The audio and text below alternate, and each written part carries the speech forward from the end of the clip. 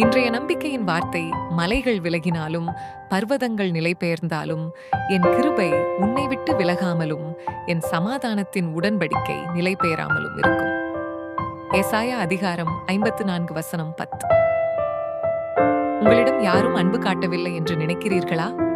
மக்கள் எந்த காரணமும் இல்லாமல் உங்களை வெறுக்க ஆரம்பிக்கலாம்.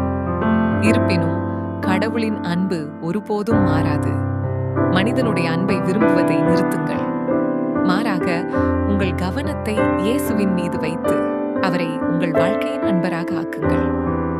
அவருடைய அன்பு நித்தியமானது மற்றும் நிபந்தனையற்றது. மேலும் அவருடைய சமாதான உடன்படிக்கை என்றென்றும் நிலைத்திருக்கும் என்று அவர் உங்களுக்கு உறுதியளித்துள்ளார். இதை யாராலும் மாற்ற முடியாது. அமைதியாக உட்கார்ந்து அவருடைய அன்பையும் அவர் தருகிற சமாதானத்தையும் அனுபவித்து மகிழுங்கள்.